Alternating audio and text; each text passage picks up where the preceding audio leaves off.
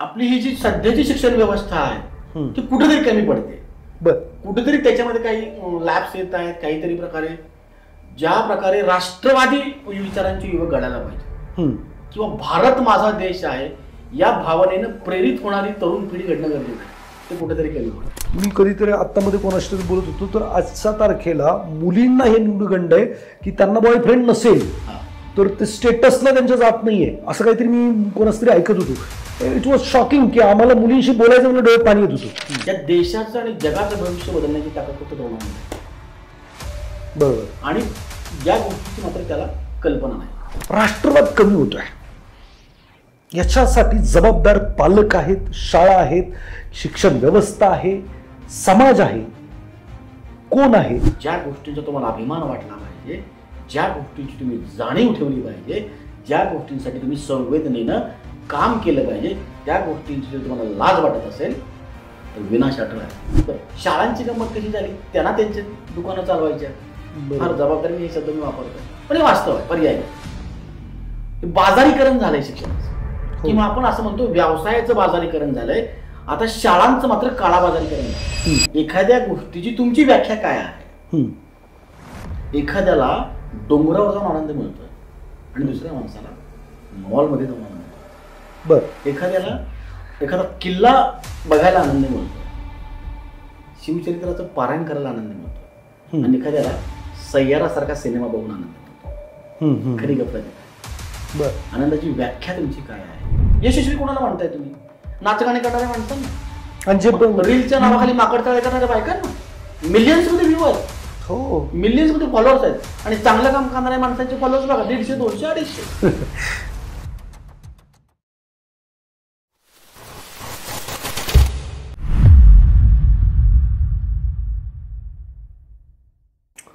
नमस्कार. विजेता corner real hero या पॉडकास्टमध्ये मी आकाश गुंदावले परत एकदा तुमचं मनापासून स्वागत करतो.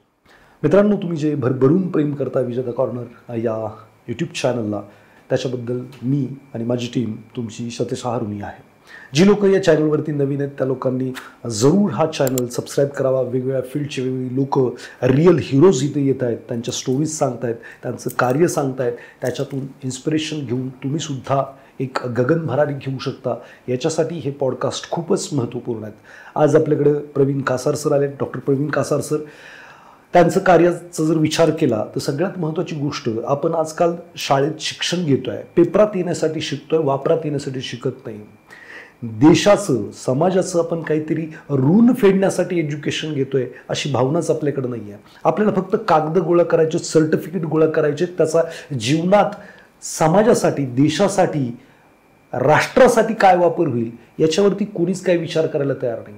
आपण फक्त नोकरी मिळवण्यासाठी शिकतोय, छोकरी मिळवण्यासाठी शिकतोय. खरंच आपल्याला आपल्या शिक्षणातून या समाजाला, देशाला काहीतरी द्यायचं आहे. या कामामध्ये सरांचं खूप मोठं योगदान आहे. आजपर्यंत 12,000पेक्षा जास्त युवा लोकांना त्यांनी सर्वेश प्रतिष्ठानच्या माध्यमातून खूप इन्स्पिरेशन दिलं आहे. त्यांना देशासाठी, समाजासाठी जगायला शिकवलं आहे. त्यांचं जे कार्य आहे ते आज आपण त्यांच्याकडून जाणून घेणार आहे. शिक्षण व्यवस्थेमधले प्रॉब्लेम, त्रुटी याच्याविषयी आपण चर्चा करणार आहे. त्याचबरोबर का हे कार्य अतिशय महत्त्वाचं आहे, आज तरुणांना देशभक्ती, राष्ट्रभक्ती हे शिकवणं का गरजेचं आहे, ह्या सगळ्याच विषयांवरती आपण प्रवीण कासार सर यांच्याशी सविस्तर चर्चा करणार आहोत. सो हा जो व्हिडिओ आहे तो शेवटपर्यंत हा पॉडकास्ट पहा. याच्यातून खूप साऱ्या गोष्टी तुमच्यासाठी प्रेरणादायी ठरतील आणि त्या तुम्हाला एक गगन भरारी घेण्यासाठी खूप उपयोगी ठरतील असं मला वाटतं. सो प्रवीण सर, तुमचं या पॉडकास्टमध्ये मनापासून स्वागत. वंदे मातरम. वंदे मातरम. प्रवीण सर, तुमच्याबद्दल इन शॉर्ट तुमचं बॅकग्राऊंड, तुमचं एज्युकेशन, तुमचं जे काही आत्ता जे काही कार्य करताय, बिफोरचं जे लाईफ आहे ते सांगा, त्याच्यानंतर तुमच्या कार्याकडे पण. हा, अगदी असं म्हणता येऊ शकेल की सर्वेश प्रतिष्ठानच्या आधीचं लाईफ आणि त्यानंतरचं लाईफ. त्यानंतर एक साधा मी सरळ मार्गी करिअरिस्टिक असा प्राध्यापक होतो. अशा प्रकारे मी जवळजवळ 17-18 वर्ष काम केलं. माझं क्वालिफिकेशन आहे MA, MAd, set, net, PhD. आणि हे सगळं करत असताना कौटुंबिक पार्श्वभूमी असेल किंवा सामाजिक पार्श्वभूमी असेल, संघर्षातून इथपर्यंत आलेलो होतो. वडील साधे पोस्टमन होते, आता ते रिटायर्ड पोस्टमन आहेत. पण कुटुंबामध्ये एक संस्कार संपन्नता आणि सुशिक्षित माणसं असल्यामुळं कुटुंबाचे ध्येय होते की घरातली मुलं शिकली पाहिजे. माझे आजोबा रिटायर्ड हेडमास्टर असल्यामुळं त्यांचा तो जो संस्कार होता, त्याची जी शिस्त होती, त्या शिस्तीमुळं आणि संस्कारामुळं आम्ही शिक्षणामध्ये पुढे गेलो. आणि जरी मी खेड्यातून आलेलो असलो तरी त्यावेळी त्या परिस्थितीमुळे मला पुढे जावं लागलं किंवा काही निर्णय घ्यावे लागले किंवा शिक्षण व्यवस्थेने मला संधी दिल्या आणि म्हणून महाराष्ट्रभरात मला माझ्या शिक्षणातलं काम करता आलं. मग ते शिकण्यासाठीचं असेल किंवा शिकवण्यासाठीचं असेल. आणि हे काम करत असताना मी एक शिक्षक प्रशिक्षक म्हणून 18 वर्ष काम केले वेगवेगळ्या BEd कॉलेजेसवर, MAd कॉलेजेसवर, वेगवेगळ्या युनिव्हर्सिटीजमध्ये. आणि हे करत असताना लक्षात आलं की शिक्षक हा किती महत्त्वाचा घटक आहे समाजाचा. ही जो सोशल लीडर असं आपण म्हणतो, कारण तो समाजाला दिशा देत असतो, समाजाला घडवत असतो आणि तो समाजाचे संस्कार करत असतो, नेतृत्व तो करत असतो. शिक्षक ज्या प्रकारे शिक्षकाचं व्यक्तिमत्व आहे, शिक्षकाचं नेचर आहे, त्याला समाज कळत नकळतपणे फॉलो करत असतो. आणि हे कळत असताना युवकांसोबत काम करत असताना काही गोष्टी लक्षात आल्या की आपली ही जी सध्याची शिक्षण व्यवस्था आहे ती कुठेतरी कमी पडते. कुठेतरी त्याच्यामध्ये काही लॅब्स येत आहेत. काहीतरी प्रकारे ज्या प्रकारे राष्ट्रवादी विचारांचे युवक घडायला पाहिजे किंवा भारत माझा देश आहे या भावनेनं प्रेरित होणारी तरुण पिढी घडणं गरजेचं आहे, ते कुठेतरी कमी पडतं. ओके, बघा, शिक्षक हा मातीच्या गोळ्याला आकार देण्याचं काम करतो. आता इथं तुम्हाला असे काय प्रॉब्लेम दिसले ज्याच्यामुळं तुम्हाला हे सर्वेश प्रतिष्ठान किंवा तुम्हाला वाटलं की याच्यामध्ये खूप सारा स्कोप आहे किंवा मुलांना भारत माझा देश आहे असं वाटत नाही, अशा काय गोष्टी तुम्हाला जाणवल्या? याचं मूळ जे आहे ते मेकॉले नावाच्या इंग्रज शिक्षण तज्ञाच्या पॉलिसीजमध्ये आहे. आणि इंग्रजांना जी शिक्षण पद्धती राबवायची होती किंवा जे काही युवक शिकवून पुढे आणायचे होते ते त्यांना फक्त लेबर माइंडेड लोक हवी होती की त्यांनी सांगितलेलं काम त्यांनी मोकाट करावं आणि पुढे जावं. त्यांनी विचार कुठला करायला नको आणि का नावाचा प्रश्न विचारायलाही नको. आणि हे सगळ्यात मोठं फेल्युअर असल्यामुळं आत्ताची जी जनरली जी पिढी आहे ती फक्त उत्तर किती छान देता येते याच्यावरच फोकस. मार्क कसे पडतील नेमका प्रश्न विचारायला तर त्यांना शिकवलं आपण तर जगातले भारतातले निम्मे प्रश्न संपवून जाते. प्रश्न विचारायला कोणी तयार नाही. प्रश्न कसा विचारायचा हे कोणाला माहिती नाही. आणि माहिती असेल तर ते विचारण्याचं तारतम्य आणि धाडस त्यांच्याकडे नाही. आणि त्यांच्यामध्ये हे रुजवण्यासाठी आम्ही ठरवलं की त्यांच्यातल्या स्वची जाणीव आपण करून देऊया. ओके, की जी शिक्षण पद्धती त्यांच्यामध्ये स्वची जाणीव निर्माण करत नाही. कारण आजच्या शिक्षण पद्धतीनुसार जो एकदम अशी खाली मान घालून जो बेनाव काम करतोय तो कुठल्याही प्रकारचे प्रश्न विचारत नाही, तो आदर्श आहे. पण खऱ्या अर्थानं असा हा आदर्शवाद नव्हे. आदर्शवाद जो आहे तो आपल्या एका विशिष्ट जीवन ध्येयासाठी काम करणारा, जीवनातल्या समस्यांशी संघर्ष करणारा युवक घडवणं हा खरा आदर्शवाद आहे. आणि हाच आदर्शवाद आपण आपल्या पूर्वजांकडून, आपल्या स्वातंत्र्य सैनिकांकडून आपण शिकत आलोय. आणि म्हणून या आजच्या शिक्षण पद्धतीमध्ये या पोरांना फक्त नोकरी आणि छोकरीच्या चक्रातून बाहेर काढणं, त्यांना राष्ट्रवादासाठी प्रेरित करणं, स्वतःचं जीवन ध्येय शोधायला मदत करणं हा मुख्य हेतू ठेवला आणि आम्ही काम सुरू केलं. फंटास्टिक. बघा, लॉर्ड मेकॉले ज्यांचं तुम्ही नाव घेतलं यांनी फक्त जी शिक्षण व्यवस्था बनवली होती, मी जे वाचनात माझ्या आलेलं आहे ते म्हणजे स्किल्ड वर्कर बनवायचे होते, कुशल कामगार बनवायचे होते. तीच शिक्षण व्यवस्था आज भारत स्वातंत्र्य होऊन 70-75 वर्ष होऊन गेलेत तरीसुद्धा आपण फॉलो करतो आहे. आणि इथं घरात पण तेच बीज टाकलं जातं की तुम्हाला शिकायचं आहे, मार्क पाडायचेत आणि नोकरी मिळवायची. आता मार्क चांगले पडतात, पहिली ते जे काही शिक्षण आहे तोपर्यंत चांगलं विद्यार्थी पासही होतो दरवर्षी, पण तो आयुष्यामध्ये पूर्ण फेलियर होतोय कारण तो पुढं त्याला काय म्हणतात राष्ट्रवाद, त्याला मला असं वाटतं की जे वापरत येणारं शिक्षण आहे तेच माहीत नाही, त्याला रिलेशन कसे मेंटेन करायचे याच्याबद्दल माहीत नाही आहे, नातेसंबंधांबद्दल माहीत नाही आहे, हेल्थ कसं प्रॉम्प्ट ठेवलं पाहिजे याच्याबद्दल माहीत नाही आहे, आर्थिकदृष्ट्या कसं सक्षम व्हायचं याच्याबद्दल जे एक्झॅक्टली वापरातलं आहे ते त्याच्याकडे काहीच नाही आहे. आणि नुसतंच पेपरात येण्यासाठी शिकलं जातं आणि त्याच्यासाठी खूप मोठ्या मोठ्या फीज घेतल्या जातात. मला खरं सांगा, हे जे एज्युकेशन देत आहेत ते खरंच त्या कॅलिबरची लोक आहेत का, किंवा हे जी शिक्षण व्यवस्था आहे ती त्या कॅलिबरची कशी होऊ शकते?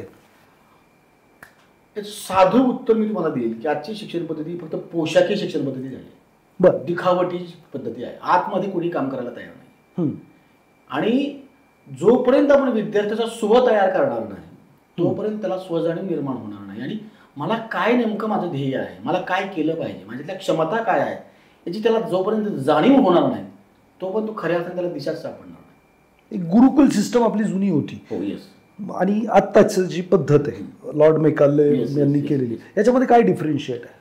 गुरुकुल पद्धती ही प्रत्येक विद्यार्थ्याच्या व्यक्तिमत्वाचा विचार करून, त्याच्यातल्या क्षमतांचा कमतरतांचा विचार करून त्याला घडवत होती. प्रत्येकाला एक विशिष्ट जीवन ध्येय दिलं जात होतं त्याच्या क्षमतेनुसार, वकुबानुसार. इथं काय झालंय, सब वडे 12%. सगळ्यांना एका ठिकाणी एकाच पट्टीत घडवायचंय आणि सगळ्यांना एकाच कामाला जुंपायचं. बरोबर. हे सगळे पर्सेंटेजच्या मागे पळत आहे. But no one is working for the performance and perception. Perception ही फार महत्वाची गोष्ट आहे. तुमचा दृष्टिकोन काय जगाकडे बघण्याचा, तुमचा दृष्टिकोन या स्वतःच्या जीवनाकडे बघण्याचा काय आहे. भले तुम्ही नोकरी करत असाल, एखादा छोटा मोठा व्यवसाय करत असाल, मग तो केवळ पोटार्थी म्हणून करताय का तुम्ही, का त्यातून माझ्या कस्टमर्सचा असेल किंवा माझा जो एम्प्लॉयर आहे त्याचं हित साधलं जातंय का, त्याच्यातून राष्ट्रासाठी काय माझं योगदान जाते का, हे जोपर्यंत आपण तरुणांना त्यांच्या मनात बिंबवणार नाही तोपर्यंत बे हा प्रकार चालू राहील आणि शिक्षण व्यवस्था खऱ्या अर्थानं सक्षम होणार नाही आणि सुशील तरुण, राष्ट्रवादी तरुण आपल्या देशाला मिळणार नाही. बरं, तुमचं जे गाभा आहे empowering youth is empowering nation, हा कसं काय बनला? म्हणजे मी मागची 20 वर्ष झाले या शिक्षण क्षेत्रामध्ये काम करतोय, तरुणांसोबत काम करतोय, शाळेतल्या छोट्या मोठ्या वयोगटातल्या मुलांसोबत काम करतोय. जेव्हा मी त्यांच्यासोबत काम करतोय, जेव्हा मी त्यांच्यासोबत बसतो, बोलतो, त्यांना मी शिकवतो, काय ऍक्टिव्हिटी घेतो, तेव्हा त्यांच्या डोळ्यामध्ये ती आशा दिसते, ती चमक आम्हाला दिसत राहते. पण त्याला एक मिडास टच देण्याची गरज आहे. दे नीड अ मेंटॉर, की ज्याच्यामध्ये स्वतःमध्ये त्या गोष्टीची जाणीव आहे की हे का करायचं आहे आणि त्या विद्यार्थ्याला त्याच्या क्षमतांची जाणीव करून देऊन त्या क्षमतांवर काम करण्यासाठी त्याला प्रवृत्त करायचे, त्याला प्रेरणा देणे गरजेचे आहे. या देशाचं आणि जगाचं भविष्य बदलण्याची ताकद फक्त तरुणांमध्ये आहे. बरोबर. आणि या गोष्टीची मात्र त्याला कल्पना नाही. त्याला वाटतं की मी फक्त माझ्यासाठीच काम करतो, मला माझ्या पुरतं नोकरी मिळाली किंवा मला संसार, आणि म्हणून त्याला ही जाणीव करून देणे एवढंच आम्ही काम करतो. बरं, हे कसं करता येईल? कसं म्हणजे तुमचं जे काय कशा पद्धतीने त्याला ती जाणीव करून देण्याचा प्रयत्न किंवा तुमचं कार्य आहे? आता सर, आमचा हेतू जसं म्हणलं मी, आमच्या सर्व्हिस प्रतिष्ठानचा मुख्य भेदच आहे की भारत माझा देश आहे.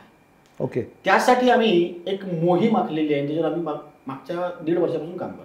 बरं. या मोहिमेअंतर्गत आम्ही पुणे जिल्ह्यातल्या खेड्यापाड्यातल्या वेगवेगळ्या कॉलेजेसवर, फार्मसी कॉलेजेस असतील, मेडिकल कॉलेजेस असतील, इंजिनिअरिंग कॉलेजेस असतील, ITI असतील किंवा वेगवेगळ्या स्कूल्स असतील, तर त्या ठिकाणी जाऊन तिथल्या तरुणांशी प्रत्यक्ष संवाद साधलाय.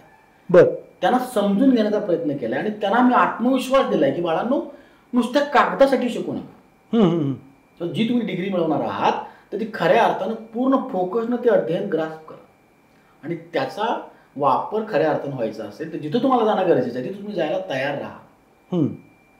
तुम्ही इथंच शिकायचं आणि इथंच मला नोकरी करायची असं करत असाल तर हे तुमच्यासाठी आणि राष्ट्रासाठी विघातक आहे. बरं. आणि म्हणून त्यांना या गोष्टीची जाणीव करून देणं, त्यांना जगभरातल्या वेगवेगळ्या संधींची जाणीव करून देणं, त्यांना ज्या कोर्समध्ये प्रवेश घेतलाय त्या कोर्समध्ये फक्त 2-4 मोजक्या संधी नाहीत तर मोठं आकाश व्याप्त आहे, मोकळा आहे, याची जाणीव करून देणं, यासाठी आम्ही एक मोहीम आखली. मग आमचे काही सहकारी आहेत, कोणी इंजिनियर आहे, कोणी डॉक्टर आहे, कोणी म्युझिशियन आहे, कोणी वकील आहे, कोणी सामाजिक कार्यकर्ते आहेत, कोणी शिक्षक आहेत. आम्ही लोकांनी खेड्यापाड्यात गेलो आणि तरुणांसोबत संवाद साधला. माइंडफुल लिडरशिप सारखी वर्कशॉप्स असतील, पर्सनॅलिटी डेव्हलपमेंट सारखे वर्कशॉप्स असतील, किंवा करिअर स्किल्समधली करिअर मंत्र नावाचा आम्ही एक मोफत प्रोग्राम घेतो, किंवा इंटरव्ह्यू स्किल्स असतील की ज्याची सगळ्यात जास्त भीती मुलांना वाटते की बाबा इंटरव्ह्यू, आता मुलाखत काय करू, आणि ही भीती घालवणं, त्यांच्या पुढं हे भविष्याचं जे भलं मोठं संधींचं आकाश आहे ते खुलं करणं, ही याच्या मागची भूमिका होती. आणि म्हणून आम्ही मिशन वंदे मातरम नावाची एक चळवळ सुरू केली आणि त्याला महाराष्ट्रभरात घेऊन जाण्यासाठी आम्ही सज्ज झालो. काय आहे मिशन वंदे मातरम? मिशन वंदे मातरमचा मुख्य हेतू आहे की जसं मी तुम्हाला म्हणतो त्यांच्यामध्ये राष्ट्रवाद निर्माण करणं. ओके. आणि राष्ट्रवाद निर्माण करत असताना स्वतःवर काम करायला त्यांना प्रवृत्त करणं, स्वतःतल्या क्षमतांचा विकास करणं, समाजासाठी आणि व्यवसायासाठी किंवा करिअरसाठी ज्या ज्या गोष्टींची आवश्यकता आहे त्या गोष्टीचं त्यांनी सेल्फ लर्निंग केलं पाहिजे, त्या गोष्टींच्या मागे त्यांनी पळालं पाहिजे. नुसत्या नोकरीसाठी न शिकता किंवा नुसत्या मोठ्या पॅकेजसाठी न जगता कुटुंबासाठी जगा, समाजासाठी जगा, स्वतःच्या आनंदासाठी जगा, हा संस्कार करणं हे आमचा मुख्य हेतू आहे. वंदे मातरमचा हेतू. वंदे मातरम. फंटास्टिक. बघा आता हे पोरांना तुम्ही वेगवेगळ्या वर्कशॉपच्या माध्यमातून हे जे काही एम्पॉवरिंग करताय किंवा त्यांना जाणीव करून देताय की काय मोठं विश्व किंवा तुम्ही जे शिकताय त्याच्यामध्ये काय काय पॉसिबिलिटीज आहेत हे सगळं जाणीव करून देताय. मला जे समजलं ते वर्कशॉपच्या माध्यमातून तुम्ही करता. मग ह्याच्यासाठी काही फीज वगैरे घेता किंवा कसं असते? हे पूर्णतः मोफतपणे आम्ही हे काम करतो. बरं. आजपर्यंत आम्ही जेवढं काम केलं, आम्ही जेवढं महाराष्ट्रात फिरलोय, रेल्वेकडे पळालोय, लिटरली आम्ही 2 व्हीलरवर ह्या सगळ्या गोष्टी केलेल्या आहेत. मी आणि माझे आशिष काटकर नावाचे जे सहकारी स्वतः, he is by profession, he is an engineer. बरं. दानेश ताटे आहेत, ते म्युझिशियन आहेत. माझी मिसेस आहे की जी स्कूल टीचर आहे, किंवा आणखी आणखी काही सहकारी आहेत. आम्ही खेड्यापाड्यात जाऊन, पडत्या पावसामध्ये जाऊन, तिथं जाऊन आम्ही शाळांवर कपडे बदललेले आहेत किंवा उन्हातानातही गेलेलो आहोत. याच्यावरती प्रेरणाच राष्ट्रवादी आहे आणि म्हणून याच्यासाठी कुठले पैसे आकारणं ही आमची भूमिका नाही. खूप मोठ्या त्यागाची गोष्ट तुम्ही इथं बोललात. तुम्ही आजचं जे काही तुमच्या डिग्र्या आहेत किंवा PhD तुमच्याकडे आहे, कुठेही काम केलं तर 2-2.5 लाखाचा पगार किंवा 2-2.5 लाखाचं उत्पन्न तुम्हाला मिळू शकतं आणि ते सगळं सोडून तुम्ही या युवांना घडवण्याच्या मागे लागलेलं आहे. त्याच्यामागं खरं प्रेरणा किंवा काय नक्की तुमची भावना आहे? मी खेड्यातून आलेला पोरगा आहे. स्वतः आत्ता जरी मी तो एका छानशा स्टुडिओमध्ये बसून मी तुमच्याशी संवाद साधतोय की तुम्ही सन्मानाने मला बोलवलेलं आहे, रिअल हिरोज म्हणून तुम्ही माझी मुलाखत घेताय, हा प्रवास सोपा नाही. एक्झॅक्टली अतिशय संघर्षातून हे सगळं करत आलं आणि मला माहिती आहे खेड्यापाड्यातल्या सर्वसामान्य माणसांच्या पोरांची अवस्था काय आहे. आणि मग ही सगळी दुनियादारी करत करत मी आता वयाच्या 44व्या 45व्या वर्षी जर इथं पोहोचलोय, तर परत त्या लेकरांनाही तेवढा संघर्ष करावा लागला पाहिजे का? नाही लागायला पाहिजे. तुमच्या अनुभवाचं ही माझी भूमिका आहे की त्यांना हे सांगू दे. मला कोणी सांगायला आलं नाही, मला संघर्ष करावा लागला. त्यांना माझं कर्तव्य आहे सांगणं की बाळांनो, हे ह्या पद्धतीने जर आपण गेलो तर कमी वेळामध्ये, कमी श्रमामध्ये आणि नेमक्या ठिकाणी आपण पोहोचू शकतो. कुटुंबालाही तुमचं त्याचं सार्थक वाटेल, तुमचंही जगणं आनंदात होईल आणि माझं राष्ट्र मोठं होईल. बरं, याच्यामध्ये कधी विचार नाही आला किंवा आपले जे मिसेस आहेत किंवा तुमची अर्धांगिनी किंवा घरातल्या लोकांचा काही विरोध वगैरे की बाबा आपलं सगळं चांगलं चाललंय ते सगळं सोडून द्यायचं आणि लष्कराच्या भाकरी भाजणे म्हणतात त्याला? आता लष्कराच्या भाकरी भाजताना सुरुवातीला चटके भरपूर बसले आम्हाला, किंवा आधी आम्ही ते चटके सहन करतोय किंवा घरातून विरोध झाला नाही अशातला भाग नाही.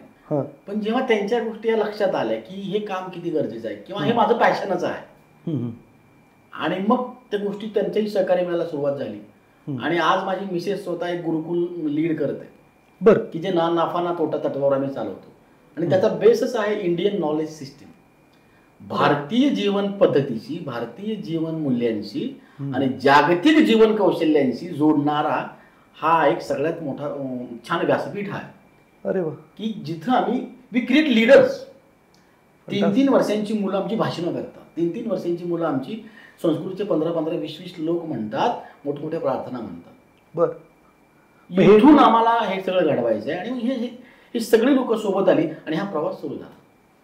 बरं, हे जे गुरुकुल म्हटलं तुम्ही, आपण आत्ताच मंत्र गुरुकुल, हां, तर गुरुकुल सिस्टम म्हणजे आता तुम्ही घेताय हे रेसिडेन्शियल आहे कसं काय? म्हणजे नाही, हे रेसिडेन्शियल, हे आमचं थोडंसं वेगळ्या प्रकारचं गुरुकुल आहे. समजा आता महाराष्ट्रातल्या जनतेला समजा या गुरुकुलची जोडायची, तुम्ही म्हणता 3 वर्षाची मुलं भाषण करतायत. आता माझा मुलगा 7वीला, त्याला भाषण करता येत नाहीये. सो मला क्युरियोसिटी किंवा तुमच्याशी कनेक्ट व्हायचं असेल तर कसं? आम्ही काही प्रोग्राम आमचे ऑनलाईन आहेत, काही प्रोग्राम आमचे ऑफलाईन आहेत. आता जे आमचे जे प्रीस्कूल आहे, मंत्रा ज्युनियर्स ज्याचं नाव आहे, ते आमचं ऑफलाईन आहे, आम्ही तिथे चालवतो. आता त्यामध्ये पण आमचे म्युझिकचं एक युनिट आहे. आमचे ज्ञानेश ताटे सर जे आहेत ते म्युझिक शिकवतात मुलांना. आमचे आशिष काटकर सर आहेत जे माइंडफुलनेसचे धडे देतात, अध्यात्माचे धडे देतात किंवा मनशांतीसाठी ते काम करतात. किंवा आमचं ॲबॅकसचं एक युनिट आहे जे ब्रेन डेव्हलपमेंटवर काम करतं. मी स्वतः सेलिब्रिटी मेंटॉर नावाच्या ब्रँडखाली तरुणांना किंवा जे प्रोफेशनल्स आहेत त्यांना संवाद कौशल्याचे आणि भाषण कौशल्याचे धडे देतो. त्यातले काही वर्कशॉप्स हे विशेष डिझाईन केलेले वर्कशॉप्स आहेत, त्यातले काही वर्कशॉप्स पेड आहेत आणि काही एक फ्री आहेत. त्यातले काही वर्कशॉप्स ऑनलाईन आहेत आणि काही प्रत्यक्ष 1-to-1 देखील आम्ही त्यांना मेंटॉरिंग करत असतो. पण मिशन वंदे मातरम हे मात्र पूर्णतः मोफत आहे की जे सर्वसामान्य मुलगा पुण्यात येऊ शकत नाही, मुंबईत जाऊ शकत नाही, त्याची तर कुठे राहण्या खाण्याची सोय नाही, त्याच्याकडे फी भरण्यासाठी पैसे नाहीत, त्याच्या तिथं जाऊन त्याच्यावर तो संस्कार घडवणं किंवा आमच्या मंत्र गुरुकुलम या यूट्यूब चॅनलच्या माध्यमातून त्याला त्याच्या पद्धतीनुसार, त्याच्या सोयीनुसार त्याला हे सगळं शिकता यावं, म्हणून हा आमचा सगळा प्रपंच आहे. बरं, माझं असं मत आहे की मंदिर चालवायला पण पैसे लागतात. हो. ठीक आहे. तर तुम्ही तर एवढं मोठं काम करताय, तर तुम्हाला सोर्स ऑफ फंड काय आहे किंवा काय तुम्ही अपेक्षा ठेवता आमच्यासारख्या लोकांकडून किंवा अगदी सोसायटीकडून? पैशाशिवाय पान हलत नाही असं म्हणतात. पण अशी एक गंमत आहे की पैसा एक ऊर्जा आहे आणि ही ऊर्जा ही पैसा ऊर्जेचा फक्त एक प्रकार आहे पैसा. तुमची आंतरिक ऊर्जा जर असेल तर तुम्हाला मार्ग दिसायला सुरुवात होते. हे सगळं करत असताना आर्थिक अडचणी येत नाही त्याच्यातला भाग नाही. बऱ्याच वेळा आम्ही 50 रुपयाचे पेट्रोल टाकून पुढे गेलेलो आहे आणि ते काम करून परत माघारी आलेलो आहे. पण त्यावेळी समाज आमच्यासोबत उभा राहिलेला आहे आणि म्हणून किंवा आम्ही आमच्या स्वखर्चानं जे काही आमची ताकद होती तेवढे आम्ही पैसे लावून आम्ही इथपर्यंत आता पोहोचलो. पण आता आमच्या समाजाला आव्हान आहे की आम्ही आता 10-12 हजारावर आलोय बाबा. आम्ही तुमचीच लेकर आहोत. 10-12 हजार लोकांना आम्ही पोहोचलो. राष्ट्रवाद पोहोचलो. येस, राष्ट्रवाद आहेच भारतीय माणसामध्ये. राष्ट्रवादी त्याचं पिंडच आहे.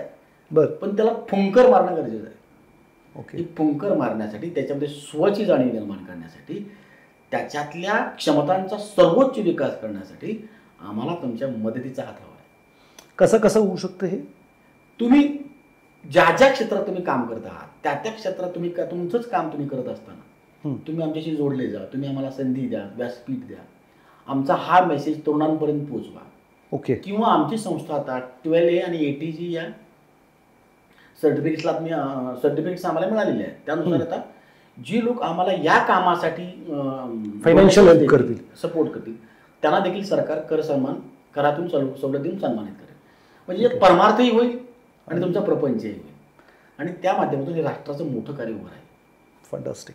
म्हणजे सरांचं असं मत आहे की आपण यांच्या कार्याला तुमचे कुठं शाळा असेल किंवा कॉलेजेस असतील अशा ठिकाणी सुद्धा यांना कनेक्ट करून दिलं, ही पण फार मोठी सेवा आहे. पैसेच दिले पाहिजेत असं काही नाही आहे. आणि जर तुमच्याकडं वेळ नसेल तर तन मन धन म्हणतो आपण, त्याच्यामधल्या कोणत्याही प्रकारे तुम्ही त्यांना हेल्प करू शकता आणि हे कार्य त्यांना पुढं वाढवण्यासाठी मदत करू शकता.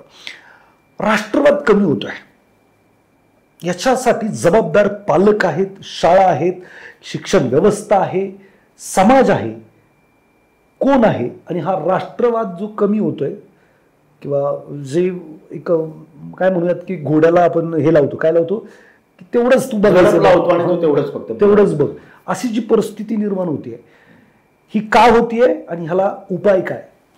याला सगळ्यात मुख्य घटक मी दोष देईन किंवा मी जर कुणाचं नाव घेते ते आहे पालकांचं नाव. पालक हे फक्त प्रपंचाच्या आणि नोकरीच्या मागे एवढं पळत आहेत की त्यांचं मुलांकडे लक्षच नाही. मी माझ्या मुलाला एकदा महागड्या शाळेत घातलं, माझं काम संपलं. मग तो काय शिकतोय किंवा माझं मूल ज्या शाळेमध्ये शिकतं आहे त्या शाळेचा अभ्यासक्रम काय आहे, ती शाळा कुठल्या ऍक्टिव्हिटी घेते, ती शाळा माझ्या मुलांवर कुठले संस्कार करते, ती शाळा माझ्या मुलांना बियॉन्ड द बुक्स कुठल्या गोष्टींसाठी व्यासपीठ खुलं करून देते. कुठेही तुमचं लक्ष नाहीये. तुम्ही फक्त फीस भरता आणि समाधान मानता की मी हे पैसे भरलेले आहेत, आता सगळी जबाबदारी शाळेची आहे. तुम्हाला जाग येते 10वीच्या परीक्षेनंतर. बरोबर. शाळांची गंमत कशी झाली, त्यांना त्यांचे दुकानं चालवायची आहेत. फार जबाबदारीने हे शब्द मी वापरतोय पण हे वास्तव आहे, पर्याय नाही. बाजारीकरण झालंय शिक्षणाचं किंवा आपण असं म्हणतो व्यवसायाचं बाजारीकरण झालंय. आता शाळांचं मात्र काळा बाजारीकरण झालंय. अगदी खरं आहे. जशा प्रकारे व्यावसायिक एकमेकांमध्ये व्यवसायासाठी जीवघेणी स्पर्धा करतात तशा प्रकारच्या स्पर्धा शाळांमध्ये दिसतात. जिथं विद्यार्थी घडतोय तिथं विद्यार्थी त्याचा बळी जातोय, घडवायचा विचारच नाही, शिक्षकही बळी जातोय. विद्यार्थ्यांना प्रोडक्ट म्हणून बघितलं जातं. त्याच्याकडं गुरु शिष्याचा जो बॉन्ड आहे तो तयार होत नाही. त्याच्या वैयक्तिक विकासासाठी काही केलं जातं, पर्सेंटेजसाठी सगळे काम. ईच अँड एव्हरी स्कूल किंवा most of the schools are just working for career skills only. No one is going to take interest to work on life skills. जीवन जगण्याची कला त्यांना आपण शिकवली पाहिजे. बरोबर. आणि शिक्षण म्हणजे जीवन नाही, शिक्षण ही जीवन जगण्याची कला आहे आणि हेच कुठंतरी मिसिंग होत आहे. आणि म्हणून नोकरीच्या मागे पळा, पर्सेंटेजच्या मागे पळा, आउट ऑफ आउटच्या मागे पळा आणि मग याचा जो ताण मुलांवर येतोय त्यामुळे आत्महत्यांसारखी प्रकरणं आपण बघतोय किंवा नोकर भरतीमध्ये जे मोठमोठे घोटाळे आपल्याला दिसत आहेत. मग इथून सामाजिक कारणीभूत आहे. साधं उदाहरण सांगतो मी तुम्हाला. आपली शिक्षण व्यवस्था कुठल्या गोष्टी प्रमोट करते? एखाद्या मुलानं काही राष्ट्रासाठी समाजासाठी काय केलं तर त्याला कितपत मान दिला जातो, पण एखाद्याला जर छान मोठं पॅकेज मिळतं त्याचा मोठा बोर्ड किंवा होर्डिंग चौकात लावला जातो. बरोबर. किंवा आणखी एक गोष्ट जबाबदारीने सांगतो सर, की आपण पेपरला अशा बातम्या वाचतो की वडिलांचं प्रेत घरात ठेवून मुलगा परीक्षेला गेला. बरोबर. आणि आल्यानंतर वडिलांना तुम्ही आगदी दिली. वास्तव काय आहे सर? वडील पुन्हा भेटणार आहेत नाही. 6 महिन्यानंतर गव्हर्नमेंट परीक्षा घेते तुमच्या. बरोबर. मग तुम्ही इथे जीवन मूल्य रोजगार कमी पडताय ना. एक्झॅक्टली. वृद्धाश्रमाची संख्या का नाही वाढणार? एक तर चुकीचा संस्कार करता, परत त्याला तुम्ही त्याचं पुन्हा उदात्तीकरण करता की मूल वडिलांचं प्रेत घरामध्ये ठेवून परीक्षेला गेलं आणि नंतर तुम्ही ह्या सगळ्या कुठे चाललोय आपण? एक्झॅक्टली. आणि हेच इंग्रजांच्या मॅकॉलेजचे शिक्षण पद्धतीत त्याचे मुख्य दुष्परिणाम. मित्रांनो, खूप महत्त्वाचा मुद्दा आहे हा. साधा विचार करा, आपण विचार करतोय आपला स्वतःपुरता. एक भारतीय नागरिक, देशच नसेल, देशच नाही आहे, सिस्टमच नाही आहे, आणि आपल्या मुलांना आपण नोकरी शोधतो. नोकरी असणार आहे का? जर देश नसेल, समाज नसेल, किंवा हे नैतिक मूल्य नसतील, तर मला नाही वाटत की आपलं जीवन पण असायला पाहिजे. आज प्रत्येक व्यक्ती स्ट्रेस टेन्शनमध्ये आहे. मला वाटतं काय कारण असू शकतं तुमच्यामध्ये जरा स्ट्रेस टेन्शनचं? मनशांती का नाही आहे लोकांकडे? हे तर महत्त्वाचं आहे शिक्षण व्यवस्थेत. तो प्रत्येक जण म्हणजे मनशांतीचा मुख्य जो सोर्स आहे तो तुम्हाला आत डोकावावा लागेल. भारतीय शिक्षण पद्धती किंवा भारतीय तत्वज्ञान पद्धती, ज्याला दर्शन पद्धती असं म्हणतो आपण, ते मुख्य हेच सांगते की तुम्ही आत डोकावा. तुम्ही आत तुम्ही जेवढे अंतर्मुख व्हाल तेवढे तुम्ही विकसित व्हाल. ज्या ज्या महापुरुषांना आपल्या देशाभरामध्ये किंवा संस्कृतीमध्ये साक्षात्कार झाला, ही सगळी माणसं कुठेतरी जाऊन तपाला बसलेले, ते डोळे मिटून शांत बसलेले, आणि मग त्यांना तो आत्मसाक्षात्कार झालेला. आपण ही गोष्ट बाजूला ठेवली आहे आणि डोळे सताड ओढे ठेवले, त्यांनी नुसतं फक्त बाहेरचं बघत चाललं. आणि मग ही बाहेरची प्रलोभनं, बाहेरच्या लालसा, बाहेरच्या ईर्ष्या, बाहेरची स्पर्धा, जीवघेणी स्पर्धा, त्यामुळं स्वतःकडे बघायला वेळच नाही. आणि म्हणून IT इंडस्ट्रीसारख्या क्षेत्रामध्ये प्रचंड पैसा आहे, प्रचंड स्कोप आहे, पण तिथं सुद्धा युवकांची अवस्था काय आहे आपण बघतोय. किंवा आपण एकापेक्षा एक भयानक बातम्या बघतोय त्यांच्या कौटुंबिक कलहाच्या, आणि त्याचा शेवट कुठं जाऊन थांबतोय. आता आजच बातमी वाचली, हिंजवडी IT पार्कमध्ये एका तरुणी आत्महत्या केली काल कंपनीमध्येच. आज आत्ता मगाशी बातमी असली. म्हणजे मग फक्त पॅकेज हे तुमचं जीवन आहे का? खूप स्ट्रेस आहे त्यांना, समाजाकडनं प्रेशर आहे. आता मोठं पॅकेज आहे तर घर घेतलं आहे, गाडी घेतली आहे, त्याचे हप्ते चालू आहेत, कामाचं प्रेशर आहे, ते पूर्ण केलं नाही तर AI आलं आहे, त्याच्यामुळे बरेचसे जॉब जात आहेत, खूप साऱ्या गोष्टी आहेत. म्हणजे फक्त नोकरी मिळाली म्हणजे तुम्हाला आत्मशांती मिळेल, आनंद मिळेल, हा विचारच खूप खतरनाक आहे. ही लोक समाजापासून डिस्कनेक्ट झाली.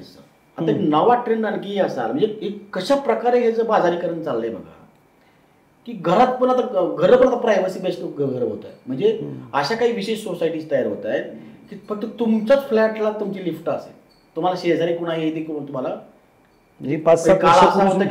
शेजाऱ्याकडे जात नव्हतो, आता अशा अवस्था आहे की तुम्हाला शेजारीच नसेल, तुम्ही सोसायटीत राहत असाल पण ते तुम्हाला शेजारी नसेल. मी स्वतःमध्ये आय थिंक कोरेगाव पार्कला एक सोसायटी पाहिली 5-7 वर्षापूर्वी. म्हणजे आत्ता जो तुम्ही सांगताय सोसायटी असं होतं की 15व्या मजल्यावरती फ्लॅट होता, कार लिफ्ट होती, कार लिफ्ट आणि पॅसेंजर, म्हणजे त्याला दरवाजा नाही फ्लॅटला, डायरेक्ट लिफ्ट तुमची तुमच्या घरात उघडते. आणि कार 15व्या मजल्यावरती 6 कारचं पार्किंग, 6000 स्क्वेअर फीटचा फ्लॅट, स्विमिंग पूल, आणि 4ही बाजून तुम्हाला पुणे दर्शन. म्हणजे कोणाशी काही घेणं देणंच नाही. म्हणजे तुमच्या गाडी तुम्ही आतमध्ये घातली, तुमच्या 15व्या मजल्यावरती जाणार, तिथं 6 गाड्यांचं पार्किंग आहे, प्लस तुमचं जो घर आहे त्याला दरवाजा नाही, लिफ्ट डायरेक्ट. आणि तुम्हाला ते लिफ्टलाच तुमचं काहीतरी ते कार्ड आहे दाखवायचं, त्याशिवाय ती उघडत नाही. आणि वरती पण तसंच, आणि आतमध्ये पण, म्हणजे असा तो सगळा प्रकार. म्हणजे तुम्ही जे म्हणताय ते 5-7 वर्षापूर्वी पाहून आलं. आता तर जोरदार हे होतच आहे. डिस्कनेक्शन हा सगळ्यात सोसायटी पासून डिस्कनेक्ट, फक्त स्वार्थ राहिलाय. सोसायटी नव्हे, तुम्ही कुटुंबापासून पण डिस्कनेक्ट आहात. हो, असे कित्येक कुटुंब मी दाखवेल तुम्हाला. नवरा बायको दोघंही IT मध्ये आहेत, मोठं पॅकेज, दमदार पॅकेज आहे, लॅविश लाईफस्टाईल आहे, आणि आई वडील किंवा भाऊ वगैरे जे आहेत ते गावाकडे आहेत. They are totally disconnected. लाज वाटते या लोकांना आई बाबांची. आणि हे शिक्षण व्यवस्थेचं सगळ्यात मोठं फेल्युअर आहे.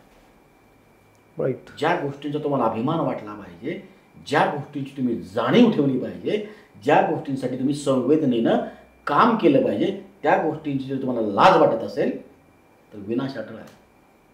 नाही, आपण विनाशाकडेच चाललोय असं वाटतंय. अटळच आहे. आणि म्हणून आम्ही ठरवलं की चला आता ह्या सगळ्या गढूळ वातावरणामध्ये आपल्या सत्कर्माची तुरटी फिरवूया. आणि म्हणून आम्ही डिझाईन केलं मिशन वंदे मातरम. फारच छान. बरं, हे पुढं कसं घेऊन जायचा विचार आहे?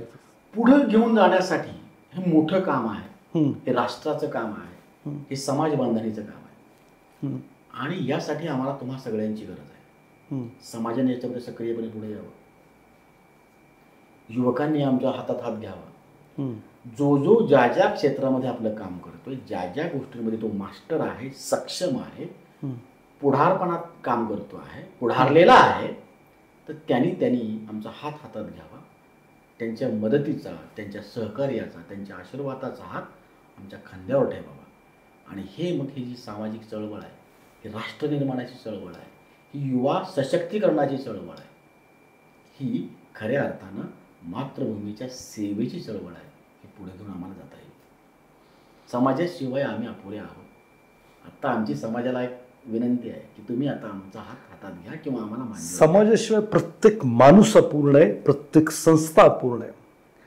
माणूस, आता मी जर माझाच फक्त विचार केला, समाजाचा विचार नाही केला, समजा मी आज लय मोठं यश मिळवलं, माझं कौतुक करायलाच कोण नसेल, मी खूप चांगलं म्युझिक वाजवलं, माझं म्युझिकच ऐकायला कोण नसेल, मी फार चांगलं चित्रकार आहे, मी फार चांगलं चित्र काढलं, पण ते बघायला त्याला कोणच नाहीये, तर ते करण्यात अर्थ काय? समाज नसेल तर माझ्या कुठल्याही कामाचं काहीही व्हॅल्यू नाहीये. म्हणजे तुम्ही असाल, मी असाल, कोणासाठी मोठं व्हायचंय? जर तुमच्या पाठीवर हात टाकणारच कोणी नाही. आज आई वडिलांना तुम्ही सोडलाय, नवरा बायको सुद्धा म्हणजे लग्न करून पारतंत्र्य, लोक म्हणतात की तू तुझं फ्रीडम, मी माझं फ्रीडम. लिव्ह इन रिलेशनशिप येते, पैसा हा माझा पैसा, हा लिव्ह इन रिलेशनशिप येते. म्हणजे आपण खरंच मोठ्या विनाशाकडे चाललोय. माझा महत्वाचा प्रश्न असा आहे की तुम्ही माइंडफुल फॅमिली नावाचा कन्सेप्ट आणलाय, हा कितपत गरजेचा आहे ह्या विषयात? अगदी बरोबर सर. की जसं मी आता म्हणालो की आई वडिलांमुळेच मुलं बिघडलेत किंवा या सगळ्यांचं मूळ तेच आहे आणि याचं औषध पण तेच आहे बरं का. कुटुंब हेच या सगळ्या गोष्टींचं औषध आहे. ओके. मी मगाशी असंही म्हणालो की मी माझ्या कुटुंबाच्या पाठबळावरच ह्या काही ज्या गोष्टी करतोय, माझे जे काही व्यक्तिमत्व आहे, जे शिक्षण आहे, जे काही थोडंफार काम करतोय, ते कुटुंब हाच त्याचा बेस आहे. मोठं कुटुंब आहे माझं. या सगळ्या कुटुंबाचं प्रेम आणि आशीर्वाद ही माझी खरी ताकद आहे. आणि तर कुटुंब तुमचं सजग असेल, सजग इन द सेन्स आपण काय करतो आहोत, आपली जीवनशैली काय आहे, आपली विचारशैली काय आहे, आपण कुठल्या गोष्टी फॉलो करतो, आपण कुठल्या आपल्या आहार पद्धती आहेत, आपले सुट्टीचे आनंदाचे क्षण कुठले आहेत, आपल्या त्यातल्या चॉईसेस काय आहेत, हे जर कुटुंबाला क्लिअर असेल तर कुटुंब आनंदी राहू शकेल. का तर मुलं हे ऑब्झर्वेशन शिकत असतात. बरोबर. कुठल्याही मुलाला जेव्हा तुम्ही विचारता की तुला काय व्हायचंय बाबा, तर ती मुलं एखाद्या नाचणाऱ्या माणसाचं किंवा नटीचं एखाद्या नाव घेतात, एखाद्या फार पैसेवाल्या माणसाचं नाव घेतात. पण दुर्मिळ उदाहरण असेल की ते मूल म्हणते मला माझ्या बापासारखं व्हायचं, मला माझ्या आईसारखं व्हायचं. असं का घडतंय बाबा? का तर हे आपण त्यांना आपल्या जीवनशैलीमध्ये ते दिसतच नाही की आपण यांचा आदर्श घ्यावा, हा माझा हिरो आहे असं त्यांना वाटतच नाही. आणि हे करण्यासाठी तुम्हाला तुमच्या या सगळ्या गोष्टींकडे सजगपणे बघावं लागेल. बरं. यू शुड बी अवेअर की मी काय, माझी जीवनशैली काय आहे, माझी मित्रमंडळी काय आहे, माझं जीवन ध्येय काय आहे, माझ्या घरात कुठल्या गोष्टींना महत्त्व दिलं जात आहे, किंवा माझे बिझनेसच्या पॉलिसीज काय आहेत, हे की नाही, माझी जगण्याची तत्व काय आहेत. आणि मुलं बघत असतात, सतत बघत असतात मुलं. राईट. आणि आईवडिलांना बघूनच ती पुढे जात असतात.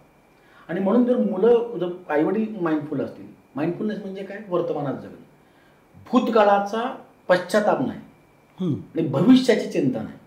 आता मी ज्या क्षणात आहे, ज्या अवस्थेमध्ये आहे, जे काम करतो ते सर्वोत्तमतेनं करणं आणि सर्वाधिक आनंदात राहणं, दॅट इज अ माइंडफुल. ही साधी व्याख्या आहे.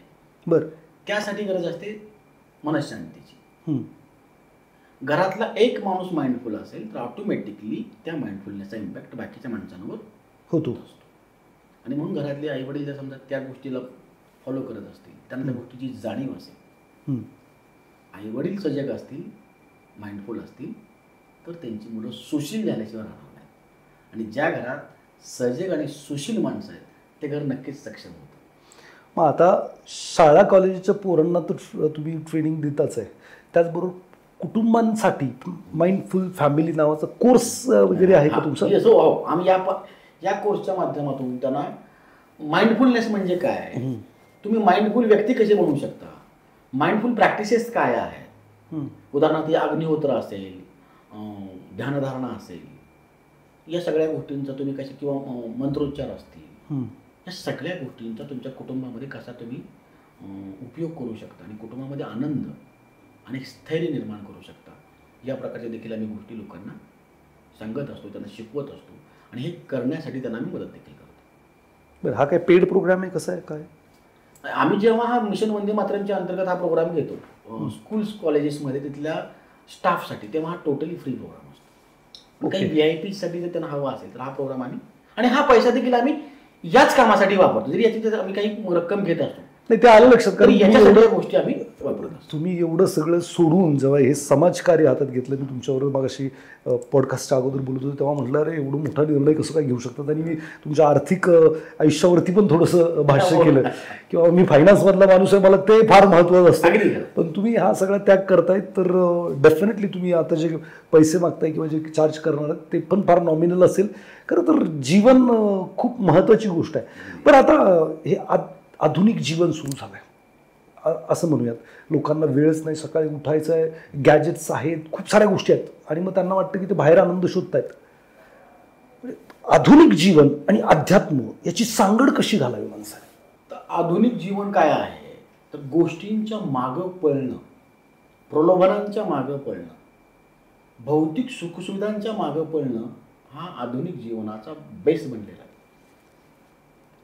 आणि आध्यात्मिकता काय आहे, how to disconnect with how to disconnect with the things की ज्या तुम्हाला प्रेशराईज करतायत, ज्या तुमची मनशांती ढासळवतात. डिस्कनेक्ट व्हायला शिकवणं म्हणजेच आध्यात्मिकता आहे. निगेटिव्ह गोष्टींपासून डिस्कनेक्ट व्हायला पाहिजे, मोहात पडणाऱ्या गोष्टींपासून डिस्कनेक्ट व्हायला पाहिजे, आणि मनशांती फार महत्वाची आहे. बरं, याचा अर्थ तुम्ही पलायन करताय का, प्रपंच करायचा नाही का? तुकाराम महाराजांनी सांगितलं, प्रपंच करूनच आपला परमार्थ करायचा. बरोबर, हा आपला संप्रदाय आहे, हा आपली मुख्य जीवन पद्धती आहे. याचा अर्थ असा नाही की पूर्ण सगळी ऊर्जाच आपण त्याच्या पाठीमागे लावायची.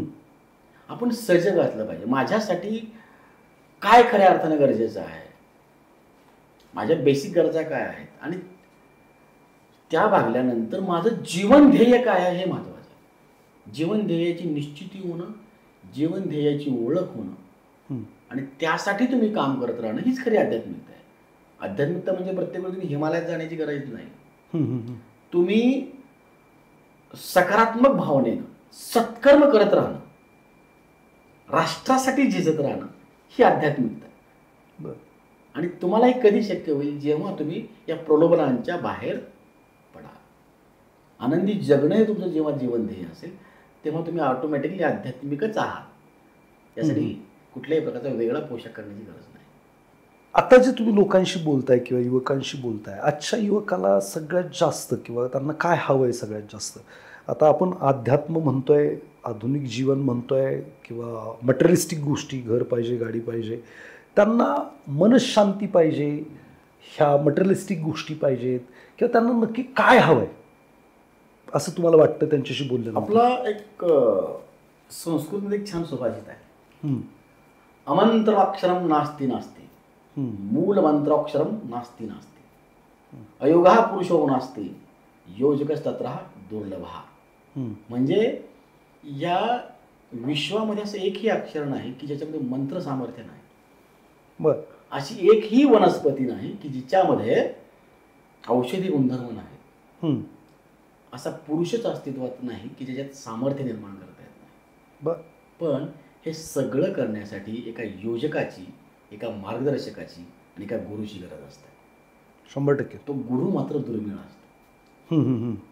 आणि मला तुमच्या या प्रश्नाचं उत्तर हेच सांगता येईल की या तरुणांना एका योग्य गुरुची गरज आहे, एका योग्य मार्गदर्शकाची, एका योग्य मेंटॉरची गरज आहे, की जो त्यांना त्यांच्यातल्या क्षमतांची जाणीव करून देईल, की जो त्यांच्यातला गोंधळलेपणा कमी करेल, की जो त्यांना चुकीची गोष्ट चुकीची आहे सांगणारा असेल आणि योग्य दिशेची वाट दाखवणारा असेल की जो त्यांच्यामध्ये आत्मविश्वास निर्माण करेल आणि जगण्याची प्रेरणा देईल. हे काम आपण करू शकलो तर समर्थ आणि सक्षम तरुणाईचा भारत हा दिवस फार लांब नसेल. बघा मित्रांनो, योग्य काय पाहिजे याच्यासाठी योग्य गुरु असणं गरजेचं आहे. अदरवाईज आपण थोडंसं कन्फ्युजच राहतो. आपल्याला मटेरियलिस्टिक गोष्टी, घर, गाडी, बंगला मिळतो, पण मनशांती मिळत नाही. घर, गाडी, बंगला मिळत नाही तोपर्यंत आपल्याला वाटतं की ते मिळालं की मनशांती मिळेल, पण ते मिळत नाही. मग एक्झॅक्टली काय केल्याने आपल्याला ज्या मटेरियलिस्टिक गोष्टी आहेत त्या पण मिळतील, मनशांती पण मिळेल आणि आपण एक समाधानी आनंदी जीवन जगून या पृथ्वीवरून जाऊ शकू, याच्यासाठी खरोखर मला असं वाटतं की अध्यात्म, आधुनिक जीवन योग्य मार्गदर्शकाच्या अंडरमध्ये जर आपण शिकलात तर तुम्हाला दोन्हीची सांगड घालता येऊ शकेल. आणि मला वाटतं हे सर्वेश प्रतिष्ठान त्याच्यासाठी खूप चांगलं काम करतं आहे. सर, तुमचं एक्झॅक्ट तत्त्वज्ञान काय याच्या मागे? याच्या मागचं साधं तत्वज्ञान आहे. आनंदानं जगूया आणि इतरांना आनंदानं जगायला मदत करूया. बाकी सगळ्या गोष्टी ऑटोमॅटिक त्याच्या अनुषंगाने आपण करत राहतो. आनंद कसा शोधायचा? आता मला असं वाटतं की गाडी घेतली की मला आनंद होईल, घर घेतलं की मला आनंद होईल. बरं, तो तात्पुरत्या स्वरूपात होतोय, पण 6 महिन्यानंतर जो आनंद गाडी घेतल्यानंतर झाला होता तो आनंद कंटिन्यू राहत नाही. मग हा टेम्पररी आनंद, मग असं काही मार्ग आहे का ज्याला परमनंट आनंदाची अवस्था मिळू शकेल? मी पुन्हा एकदा शिक्षण व्यवस्थेवरच येईल की पुन्हा पुन्हा आपल्याला चुकीच्या व्याख्या शिकवल्या गेल्या. बरं, व्याख्या ही संकल्पना फार महत्वाची आहे. एखाद्या गोष्टीची तुमची व्याख्या काय आहे?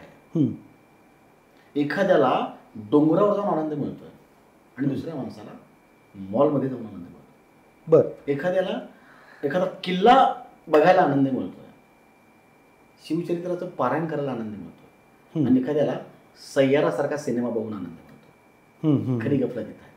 बरं, आनंदाची व्याख्या तुमची काय आहे हे तुमच्या आनंदाचं स्वरूप ठरवतं. आणि म्हणून ह्या व्याख्या खऱ्या अर्थानं आपण बदलण्याची, त्या दुरुस्त करण्याची आता गरज आली आहे. राईट. आणि मग हे प्रलोभ, कित्येक उदाहरणं सांगेन मी तुम्हाला की ज्यांच्याकडे सगळ्या गोष्टी आहेत, भौतिक साधन संपत्ती सगळ्या प्रकारची आहे, सत्ता आहे, सामर्थ्य आहे, पैसा आहे, सब कुछ है उनके पास. जसं अमिताभ आणि तो शशी कपूरचा डायलॉग आहे, मेरे पास माँ है. आणि त्या गोष्टीची उणीव आहे. माँ म्हणजे काय आहे? आई म्हणजे तुमचं खऱ्या अर्थानं ते धन आहे. आई म्हणजे तुमचं कुटुंब आहे. बरोबर. आईच्या सोबत किती गोष्टी येतात, तुमची भावंड येतात, तुमचे मामे येतात, सगळंच येतं, तुमचे वडील, हे सगळं. आई हा एक असा धागा आहे की जो तुमचं पूर्ण कुटुंब बांधून ठेवत असतो.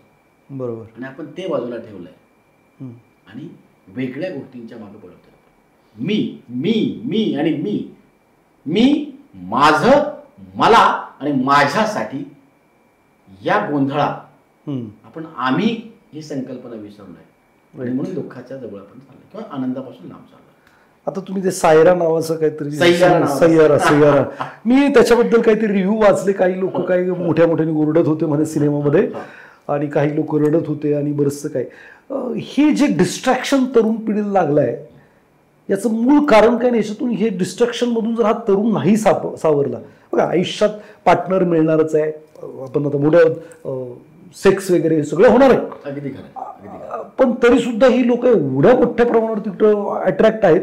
मी कधीतरी आत्तामध्ये कोणाशी तरी बोलत होतो, तर आजच्या तारखेला मुलींना हे न्यूनगंड आहे की त्यांना बॉयफ्रेंड नसेल तर ते स्टेटसला त्यांच्या जात नाहीये, असं काहीतरी मी कोणाच तरी ऐकत होतो.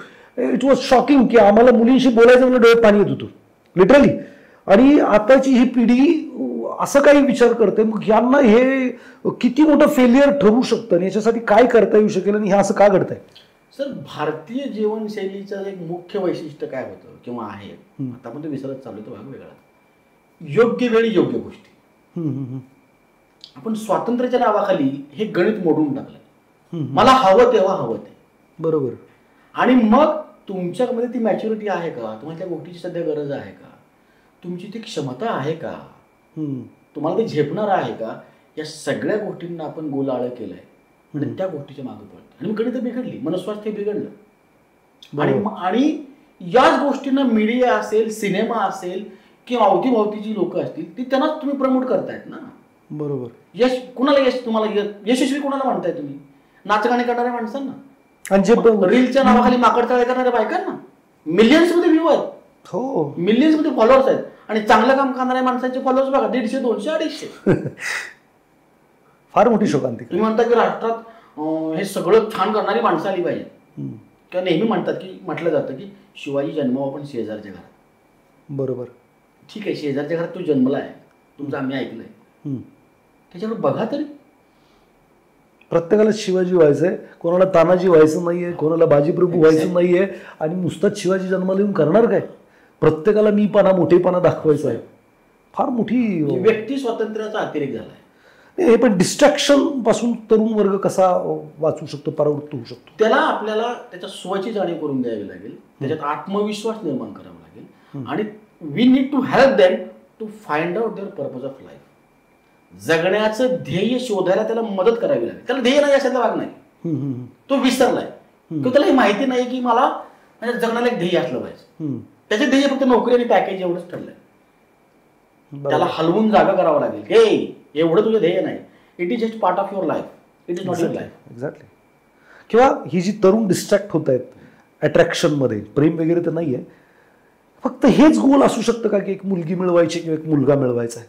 आणि असं जर ध्येय घेऊन, ते तर मिळणारच आहे तुम्हाला, ते तर तुम्हाला नेचरचं बाय प्रोडक्ट आहे ते, की तुम्हाला कोणीतरी पार्टनर मिळणार आहे. पण तुम्ही ते तरुणपणातच ते तुम्ही शोधायला जाताय किंवा ते सगळं महत्त्वाची कामं, शिक्षण बाजूला ठेवताय, सगळ्याच बाजूला ठेवताय आणि त्याच्यावरती फोकस, आई वडील बाजूला ठेवताय आणि त्याच्यावरती फोकस करताय आणि त्याच दिशेने चाललाय. मला नाही वाटत की जर तरुण वर्ग त्यांचं ध्येय कोणीतरी पोरगी मिळवणं किंवा कोणीतरी पोरगा मिळवणं असेल तर हे राईट वेनी एज्युकेशन चाललंय, समाज चाललाय किंवा ही लोक चाललेत. याच्यासाठी सर्वेश प्रतिष्ठान काय करत आहे? याच्यासाठी सर्वेश प्रतिष्ठान तरुणांमध्ये त्यांना या गोंधळातून बाहेर काढण्यासाठी मदत करते. वेगवेगळ्या प्रकारचे वर्कशॉप्स अरेंज करते, ज्याला आपण पर्सनॅलिटी डेव्हलपमेंट वर्कशॉप असं म्हणतो आपण. आता पर्सनॅलिटी म्हणजे काय असतं? ब्रँडेड कपडे घालणं, छान छान शूज वापरणं किंवा महागड्या गाड्यांमध्ये फिरणं म्हणजे पर्सनॅलिटी नाही. पर्सनॅलिटी म्हणजे तुमचा आत्मविश्वास, पर्सनॅलिटी म्हणजे तुमची विचार करण्याची क्षमता, पर्सनॅलिटी म्हणजे तुमची जीवन जगण्याची दिशा, आणि पर्सनॅलिटी म्हणजे तुमची समाज आणि राष्ट्राशी असलेली बांधिलकी. या गोष्टी आपल्याला त्यांना बजावून सांगाव्या लागतील, त्यांना या गोष्टींची जाणीव करून द्यावी लागेल. आणि यासाठी आम्ही काम करतो. आमचं करिअर मंत्र नावाचं एक वर्कशॉप आहे, हे टोटली फ्री आम्ही घेतो, की ज्यामध्ये आम्ही मुलांना सांगतो की करिअर म्हणजे काय बाबा, तुझी नोकरी आहे का? तर करिअर हे तुझ्या आनंदाचा त्याला बेस असला पाहिजे. तू जे काही काम करतोय त्याला जर तुझा आनंदाचा बेस असेल तर तुझं काम सर्वोत्तम होईल. बरोबर. नुसतं जवळ जॉब आहे म्हणून, पगार चांगला आहे म्हणून, काम सुखाचं आहे म्हणून जर तू त्याच्याकडे बघत असतील तर त्याचा शेवट गोड होणार नाही. म्हणून तुझ्या क्षमतांचा कस लावणार, तुझी आवड असणार आणि समाजाला गरज असणार करिअर जर तू निवडलंस तर यश तुझ्यापासून कोणी हिरावून घेणार नाही. याची जाणीव त्याला करून द्यावी लागेल. त्यांना माइंडफुलनेस शिकवावं लागेल, त्यांना आतमध्ये डोकावावं लागेल. आतमध्ये डोकावणं म्हणजे काय? तर स्वतःच्या क्षमता आणि कमतरतांची जाणीव करून देणं, क्षमतांचा सर्वोत्तम वापर करणं आणि कमतरता भरून काढण्यासाठी काम करत राहणं, स्वतःवर काम करायला तयार करणं हा आमचा मुख्य हेतू आहे. आणि तेच शिक्षण व्यवस्थेमध्ये नाही आहेत. तर स्वतःवरती काम करण्याऐवजी पाठांतरावरती काम करा, पाठ करा आणि उत्तरं लिहा आणि मार्क पाडा. मार्क पाडल्यानंतर आयुष्यात फेलियर, मनस्ताप, मनशांती घालवणं, या सगळ्या दिशेने आपण चाललेलो. मला वाटतं सर्वेश प्रतिष्ठान याच्यासाठी खूप चांगलं काम करत आहे. माझा शेवटचा प्रश्न तुमच्यासाठी असा असेल की काय संदेश द्याल तुम्ही या पॉडकास्टच्या माध्यमातून तरुणांना, पालकांना आणि या समाजाला? सर्वेश प्रतिष्ठाननं हे जे शिवधनुष्य हातात घेतलेलं आहे हे एकटं सर्वेश प्रतिष्ठानचं काम नाही, कोणा एकट्याचं काम नाही. आम्ही फक्त पुढाकार घेतोय. आमच्या समाजाला, समाजातल्या सजग नागरिकांना, राष्ट्रवादी विचारांच्या, देशप्रेमी लोकांना आमचं आव्हान आहे, तरुणांना आमचं आव्हान आहे, उद्योजकांना आमचं आव्हान आहे, शिक्षकांना आमचं आव्हान आहे. जे जे लोक या भारतामध्ये हा भारत माझा देश आहे या भूमिकेनं जगणारी माणसं आहेत, अशा सगळ्या लोकांना आमचं आव्हान आहे. ही एका दोघांचं काम नव्हे, हे सगळ्यांचं काम आहे. तुम्ही आमच्यासोबत या, तुम्ही आमची ताकद आहात, आम्ही तुमची वाट बघतोय. आपण सारे सोबत येऊया, हातात हात घेऊया आणि राष्ट्र निर्माण करूया आणि मग आनंदानं म्हणूया भारत माझा देश आहे. वा मित्रांनो, खूपच छान गप्पा प्रवीण सरांबरोबर आपल्या होत आहेत. पण अतिशय महत्त्वाचं आणि असं म्हणेल की खूप स्तब्ध होऊन विचार करण्याची गरज आहे. शिक्षकांनी विचार करण्याची गरज आहे, मुलांनी विचार करण्याची गरज आहे, पालकांनी विचार करण्याची गरज आहे की आपण नक्की कुठे चाललो आहे. खरंच आपला देश समृद्धीकडे चालला आहे, आपला समाज समृद्धीकडे चालला आहे का आपण फक्त एकट्याला समृद्ध करण्याच्या दिशेने चालला आहे. बघा, जर आपण एकट्यालाच समृद्ध करण्याच्या दिशेने निघत असेल आणि देश नसेल, समाज नसेल, तर आपली समृद्धी राहू शकत नाही. सो प्रत्येकाने, शिक्षकांनी फार मोठा विचार करण्याची गरज आहे की त्याला फक्त पेपरमधलं येतं आहे म्हणून तो लय हुशार आहे आणि खूप काही करून दाखवेल. मी कितीतरी मुलांना ओळखतो की त्यांना शिक्षण घेताना 90% मार्क पडत होते, पण त्याच्यानंतर त्यांच्या आयुष्यात त्यांना ना योग्य पैसे कमवता आले, ना रिलेशन मेंटेन करता आले, ना त्यांना चांगलं जीवन जगता आलं. म्हणजे ते पुढच्या आयुष्यामध्ये फेल झाले किंवा जेव्हा संकट आली तेव्हा त्यांनी सुसाईड केलं किंवा त्यांनी गिवअप केलं, पळून गेले तर त्या परिस्थितीपासून. खरं तर लढण्याचा बाणा, प्रत्येक परिस्थितीत खंबीरपणे उभा राहण्याचं शिक्षण मला वाटतं सोसायटीला घेण्याची गरज आहे आणि सर्वेश प्रतिष्ठानच्या माध्यमातून प्रवीण सर ते करण्याचा प्रयत्न करत आहेत. प्रत्येकाने ज्याला जे झेपेल, ज्या पद्धतीने झेपेल त्या पद्धतीने आपण स्वतः नाही पुढाकार घेत आहे. कोणी शिवाजी जन्माला आला आहे तर त्याच्यासाठी तानाजी बनवूयात, त्याच्यासाठी बाजीप्रभू बनवूयात आणि त्या कामाला प्रोत्साहन देऊयात. ज्या पद्धतीने जमेल त्या पद्धतीने. नक्कीच हा व्हिडिओ तुम्ही प्रत्येकाला, प्रत्येक राष्ट्रभक्त व्यक्ती पुढे पाठवेल. पालकांना जागं होऊ द्यात, शिक्षकांना जागं होऊ द्यात, समाजाला जागं होऊ द्यात, राष्ट्राला जागं होऊ द्यात. असे पॉडकास्ट व्हायरल झाले पाहिजेत. तुम्ही नक्की या चॅनलवरती नवीन असाल तर सबस्क्राईब करालच. त्याचबरोबर खाली कमेंटमध्ये मला नक्की सांगा की तुम्हाला प्रवीण सरांचं कार्याबद्दल काही प्रश्न आहेत का, त्यांना अजून कोणकोणत्या पद्धतीने पुढं जाता येईल, त्यांनाही काही तुमच्या आयडिया, कल्पना द्या. त्यांच्या कामात तुम्ही कसं सहभागी होऊ शकता त्याच्याबद्दलही तुम्ही कमेंट करू शकता. आणि आणखीन तुम्हाला जर वाटलं की प्रवीण सरांना अजून काही प्रश्न विचारत तर खाली कमेंट बॉक्समध्ये टाका. मी तुमचे जर प्रश्न सायझेबल आणि पूरक आले तर डेफिनेटली प्रवीण सरांना परत एकदा या मंचावरती बोलवेल. प्रवीण सर रिअल हिरो आहेतच, प्रश्नच नाही. आता आपल्यातला रिअल हिरो आपल्याला जागं करण्याची गरज आहे आणि या कार्याला सपोर्ट करण्याची गरज आहे. सो प्रवीण सर, तुम्ही इथं आलात आणि एवढं सगळं मार्गदर्शन केलं त्याबद्दल तुमचं मनापासून धन्यवाद. Thank you very much. धन्यवाद, मनपूर्वक धन्यवाद. वंदे मातरम. वंदे मातरम.